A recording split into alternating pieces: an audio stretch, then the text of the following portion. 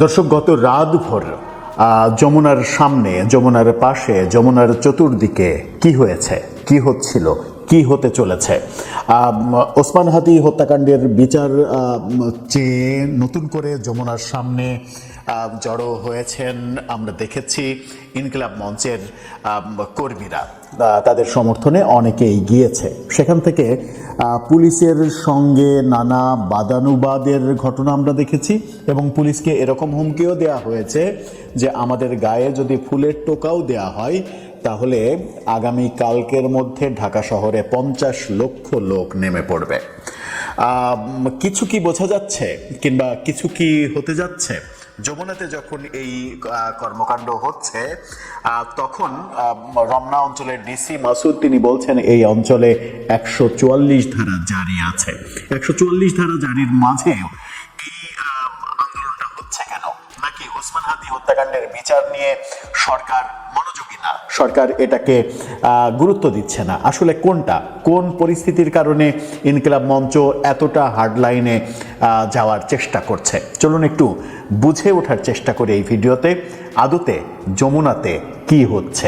বলছিলাম যমুনাতে কি হচ্ছে এটা নিয়ে রাতভর শঙ্কা তৈরি হয়েছে এবং শেষ পর্যন্ত পরিস্থিতিটা কোন দিকে যাচ্ছে সেটা বুঝে ওঠাটা মুশকিল।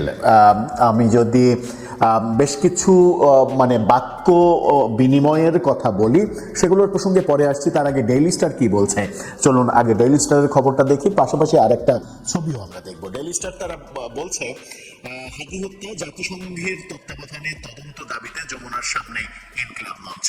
অর্থাৎ তাদের নতুন দাবি হচ্ছে জাতিসংঘের তত্ত্বাবধানে তদন্ত হতে হবে।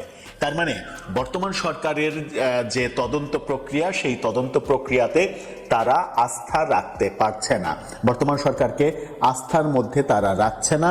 এবং এরকম কথাও বলা হয়েছে বর্তমান সরকারের ভেতরেই কিছু লোকজন ঢুকে রয়েছে যারা ওসমান হাদির এই হত্যাকাণ্ডের বিচার হোক এটা নাকি চান না। ডেইলি স্টার যেটা বলছে সেটা হচ্ছে যে প্রত্যক্ষদর্শীরা জানান শুরুতে ইনকিলাব মঞ্চের 8 থেকে 10 জন নেতাকর্মী কর্মসূচিতে অংশ নেন। তাদের মধ্যে ছিলেন ইনকিলাব মঞ্চের সদস্য সচিব আব্দুল্লাহ আল জাবের, ঢাকা বিশ্ববিদ্যালয়ের ডাকসুর মুক্তিযুদ্ধ এবং গণতান্ত্রিক আন্দোলন বিষয়ক সম্পাদক সেই আলোচিত জুমা এবং হাদির স্ত্রী রাবিয়া ইসলাম শম্পা। কর্মসূচি থেকে আব্দুল্লাহ আল জাবের সাংবাদিকদের বলেন, নিরাপত্তা বিঘ্ন হতে পারে এই বিবেচনায় আমরা অল্প কয়েকজন মানুষ এসেছি, আমরা চাইলে আরও মানুষ আনতে পারতাম। প্রধান উপদেষ্টার আশ্বাস না পাওয়া পর্যন্ত শহীদ ওসমান হাদির স্ত্রীকে নিয়ে আমরা অপেক্ষা করছি, বিচারের পরিপূর্ণ আশ্বাস না পেলে আমরা অবস্থান কর্মসূচি ছেড়ে যাব না। তিনি আরো বলেন, হাদি হত্যার ঘটনা নিয়ে জাতিসংঘের অধীনে একটা নিরপেক্ষ তদন্ত শুরুর ঘোষণা না দেওয়া পর্যন্ত আমরা এই কর্মসূচি ছেড়ে যাব না। ইন্টারকন্টিনেন্টাল হোটেলের সামনে আরও 40 থেকে 50 জনকে সেই সময় সন্ধ্যার দিকে যখন শুরু হয় তখন অপেক্ষা করতে দেখা যায়। এই খবরগুলো যেটা বলছে ডেইলি স্টার, এই খবরের পরে আপনাদেরকে একটা ছবি দেখাতে চাই। যে ছবিতে আমরা দেখছি যে এনসিপির আলোচিত এমপি ক্যান্ডিডেট ঢাকা 8-এর নাসিরউদ্দিন পাটোয়ারি তিনিও ওখানে যোগ দিয়েছেন। সে ছবিটা দেখে নিন। জাবেরের সামনে তিনিও বসে আছেন এবং তিনি যোগ দিয়েছেন, এরকম একটা খবর বিভিন্ন গণমাধ্যমে এই ছবি প্রকাশিত হচ্ছে। রমনা অঞ্চলের ডিসি মাসুদ জাবেরকে অনেক বোঝানোর চেষ্টা করেছেন যে এটা এখানে অনেক ব্যাপার আছে, এটা 144 ধারা জারি করা এলাকা, এখানে ইচ্ছা করলে যা ইচ্ছা তাই করা যায় না, আমাদের উপরের নির্দেশে চলতে হয়, যদি আপনারা এই জায়গাটা না ছাড়েন তাহলে একটা সময় হয়তো আমাদেরকে বল প্রয়োগ করতে হবে। পাল্টা জাবের যেটা বলেছেন ডিসি মাসুদকে সেটা হচ্ছে যে কি করবেন, সর্বোচ্চ আমাদেরকে লাঠিপেটা করবেন, জল কামান আনবেন, জল কামান এনে আমাদের উপরে জল কামান মারবেন। ডিসি মাসুদ তখন বলেন, এই মাত্র কয়েকজন মানুষের জন্য তো জল কামান লাগে না। তখনই ভয়ঙ্কর কথাটা জাবের বলেছেন যে কত মানুষ হলে জল কামান আনা যায় আপনি সেটা বলেন, 2 ঘন্টার মধ্যে আপনি যত মানুষের কথা বলবেন তত মানুষ যদি আনতে না পারি তাহলে আমি এই জায়গা ছেড়ে দেব। এবং জাবেরকে এরকম হুঙ্কারও দিতে আমরা দেখেছি যে তাদের গায়ে যদি ফুলের টোকাও দেয়া হয়, অর্থাৎ 144 ধারা ভেঙে তারা ওখানে সমাবেশ করছে এবং মিছিল করেছে, স্লোগান দিয়েছে, এই ব্যাপারগুলো আমরা দেখেছি। কিন্তু তিনি হুঙ্কার দিয়েছেন যে যদি তাদের গায়ে ফুলের টোকা দেয়া হয় তাহলে কালকের মধ্যেই, অর্থাৎ গত রাতে যেটা বলেছেন যে যেটা আজকের মধ্যে হবে, তিনি বলছেন যে কালকের মধ্যে 50 লক্ষ লোক ঢাকায় জমায়েত করা হবে, তখন সরকার বিপদে পড়ে যাবে। মানে একটা সরকার বিরোধী একটা ব্যাপার আমরা দেখছি। মানে ডিসি মাসুদের সঙ্গে এই যে তর্ক বিতর্ক, কত লোক আপনার প্রয়োজন, কত লোক হলে আপনার জল কামান আনা সম্ভব হবে, আপনি 2 ঘন্টার নোটিশ দেন, 2 ঘন্টার মধ্যে তত লোক যদি হাজির করতে না পারি তাহলে জায়গা ছেড়ে দেব।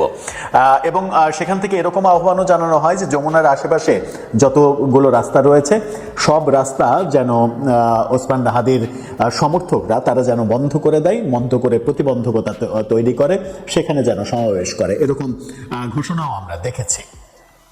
রাতভর একটা আলোচনা সামাজিক যোগাযোগ মাধ্যমে ছিল, সেটা হচ্ছে যে ওসমান হাদির বিচারের ব্যাপারে সরকারের দিকে সন্দেহের তীর ছুড়ে দেওয়ার অর্থ কি। সরকার তো এই ব্যাপারে খুবই মানে সচেতন এবং খুবই উদ্যোগী, এবং সরকার ওসমান হাদিকে ওন করে, সরকার ওসমান হাদিকে এতটাই ওন করে যে ওসমান হাদির কবর পর্যন্ত সরকার দিতে রাজি হয়েছে। আমাদের জাতীয় কবি কাজী নজরুল ইসলামের কবরের পাশে সর্বোচ্চ সম্মানে তাকে দাফন করা হয়েছে। এই ব্যাপারগুলো সত্ত্বেও সরকারের দিকে কেন সন্দেহের তীর যাচ্ছে? কেন জাতিসংঘের তত্ত্বাবধানে এই মানে তদন্তটা হতে হবে? কেন বাংলাদেশ সরকার পারবে না? কেন বাংলাদেশ সরকারের আইন শৃঙ্খলা রক্ষাকারী বাহিনী পারবে না? এই প্রশ্নগুলো আসছে যখন, তখন অনেকে আবার অতি উৎসাহী হয়ে যে কথাটা বলতে চাইছেন, বিশেষ করে জাবেরের ওই কথাগুলো যে আমাদের গায়ে ফুলের টোকা দিলে কালকে 50 লক্ষ লোক জমায়েত হবে, এই কথা দিয়ে কেউ কেউ সামাজিক যোগাযোগ মাধ্যমে লেখার চেষ্টা করছেন যে নির্বাচন কেন্দ্রিক কোনো ইস্যু তৈরি হচ্ছে কিনা, আগামী নির্বাচনটা যেন ঠিকঠাকভাবে হতে না পারে, সেই মানে ব্যাপারগুলো কোনো একটা পক্ষ ওসমান হাদির এই ব্যাপারটাকে কেন্দ্র করে একটা গোলযোগ তৈরি করা, একটা বিশৃঙ্খল পরিবেশ তৈরি করা, যেন নির্বাচনের কাজকাম ব্যাহত হয় এবং এমনকি নির্বাচনটাও বানচাল হয়ে যায় কিংবা পিছিয়ে যায়, এরকম কোনো ব্যাপার রয়েছে কিনা, এরকম লেখালেখিও আমি বিভিন্ন জায়গায় সামাজিক যোগাযোগ মাধ্যমে দেখেছি। কিন্তু আমরা কংক্রিটলি আসলে ভাবতেও চাই না, মন্তব্য করতেও চাই না যে কি হচ্ছে। আমরা শুধু এটুকু বলতে চাই যে সরকারের ওপরে ইনকিলাব মঞ্চ আস্থা রাখতে পারছে না যখন, তখন ব্যাপারটা খুবই গুরুতর দিকে যাচ্ছে। তারা কি সরকারের উপরে আস্থা রাখতে পারছে না, নাকি কোনো একটা পক্ষ থেকে তাদেরকে বলা হচ্ছে যে সরকারের উপরে আস্থা রাখতে পারছি না, এই ব্যাপারটাকে প্রতিষ্ঠিত করতে পারলেই একটা অবস্থা ক্রিয়েট হবে যে ব্যাপারটা এরকম দ্বন্দ্বের মধ্যে যাবে যে হাদি হত্যাকাণ্ডের বিচার আগে নাকি নির্বাচন আগে, কোনটা প্রায়োরিটি? ইনকিলাব মঞ্চের কাছে তো অবশ্যই হাদি হত্যাকাণ্ডের বিচারের ব্যাপারটা প্রায়োরিটি, এবং তারা চায় যে এই সরকারের আমলেই, তাদের প্রধান দাবি ছিল যে এই সরকারের আমলেই এই বিচারের রায় ঘোষিত হবে। কিন্তু এখন পর্যন্ত তদন্তই শেষ হয়নি। একবার চার্জশিট জমা দেওয়া হয়েছে, কিন্তু সেখানে ভুল থাকায় পুনরায় আবার তদন্তের ব্যাপার আমরা দেখেছি। সুতরাং এই সরকারের আমলে যে বিচার প্রক্রিয়া শুরুই হচ্ছে না, এটা মোটামুটি নিশ্চিত করেই বলা যায়।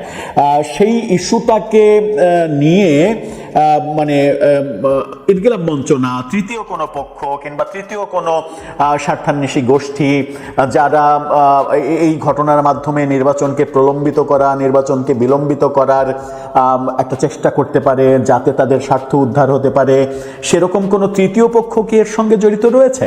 আদতে হচ্ছেটা কি? দর্শক, আপনি কি ভাবতে পারছেন আদতে হচ্ছেটা কি? আজকে 6 তারিখ, বেশ কয়েকদিন থেকে এই জানুয়ারির শেষের দিক থেকেই আলোচনা হচ্ছিল যে ফেব্রুয়ারির 6, 7, 8 তারিখের মধ্যে কোনো একটা ক্যাওয়াজ তৈরি হতে পারে, রাজনৈতিক ক্যাওয়াজ তৈরি হতে পারে, যে ক্যাওয়াজটাকে কেন্দ্র করে নির্বাচনকে প্রশ্নবিদ্ধ করার ব্যাপারগুলো সামনে চলে আসতে পারে।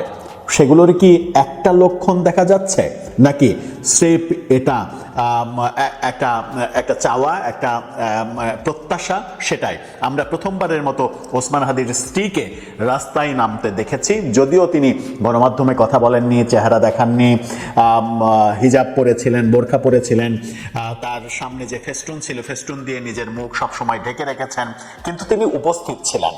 কোনো কি বার্তা দিচ্ছে এই ব্যাপারটা? দর্শক, আপনার মন্তব্য এ ব্যাপারে জানিয়ে লিখতে পারেন আমাদের কমেন্ট বক্সে।